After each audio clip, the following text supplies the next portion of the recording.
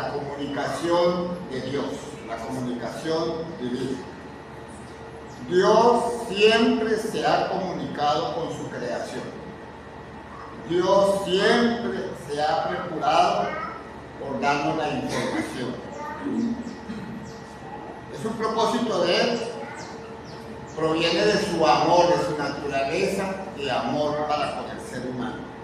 Dios ama su creación, Él ama a todos. Él no quiere que nadie se pierda. Es su deseo. El deseo de Él, darnos a conocer entonces a todo aquel que quiera el cambio, a todo aquel que abra su mente hacia la palabra de Él. Él nos da principios, mandamientos. Él quiere tener comunión con todos los seres humanos, con toda su creación. Y siempre da la oportunidad para que los seres humanos participen de su naturaleza divina. Y nos dejó su palabra. Aquí la tenemos revelada, su palabra bendita. La palabra de Él. Y nos la dejó en el lenguaje humano, en el lenguaje que nosotros podemos entender.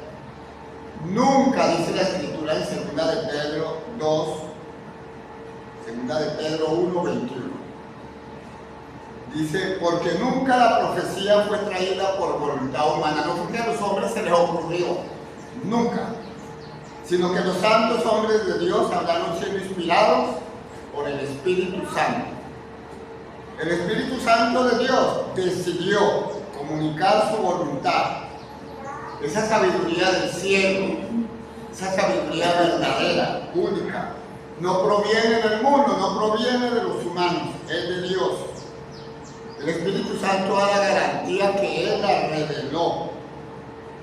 ¿Por qué, hermanos? Porque Dios, desde antes de la eternidad, siempre ha existido y tuvo un plan. Un plan y fue manifestar por medio de Jesucristo las mejores noticias. Las mejores noticias, porque Dios quiere un pueblo para Él, le dio libertad, le dio libre pensamiento, pero Él quiere que entendamos que para estar con Él hay unas condiciones, y Él quiere entonces que la humanidad le oiga para que esté con Él, de cierta manera salvar eso tan precioso que es su alma. Nos dice Juan 1:1 que el verbo siempre había existido. Dice, en el principio era el verbo. Juan 1:1. En el principio era el verbo, ya existía. Y el verbo era con Dios. Estaba en la compañía. Estaba con la compañía de Dios. Y el verbo era Dios.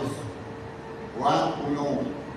Entonces está señalando que la naturaleza de Dios, la armonía, la relación íntima que tenía el verbo con Dios, como unidad perfecta, hablando de la deidad, del verbo perteneciente, en este caso, a la naturaleza divina, perteneciente a lo que siempre era y existía, la eternidad, donde, hermano, antes de existir el tiempo, antes de existir la creación del mundo, dice el versículo, y el verbo ya existía, y existía con Dios. Allá en la eternidad había una comunión íntima, siendo el verbo Dios una persona distinta del Padre Dios. El verbo existía como Dios, indicando que el verbo no era simplemente un ser cerca de Dios Padre, sino que poseía la misma naturaleza de Dios.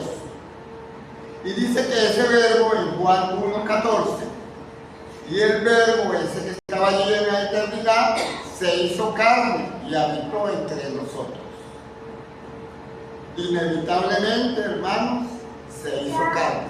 Lo que debemos creer es cierto, es ciertísimamente verdad. Lo demuestra la palabra eterna, la palabra de Dios. Se hizo como uno de nosotros, se encarnó, se hizo humano, con el propósito de salvar al mundo, de enseñarle al mundo. Vino y trajo la palabra hablada y se comunicó con el hombre. Vemos que habló con los apóstoles, con discípulos, se comunicó al mundo su palabra, dio mandamientos, prometió no dejarlos solos, les prometió que vendría otro. semejante a él, el Espíritu Santo.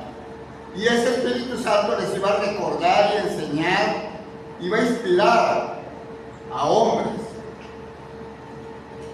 que caminaron con él, que presenciaron al Señor, que investigaron y luego recibieron esto y lo dejaron escrito. Escrito e inspirado por el Espíritu Santo. Dejaron la voluntad de Dios, que cualquier ser humano, nosotros la tenemos al lado, esa verdad. Está escrita.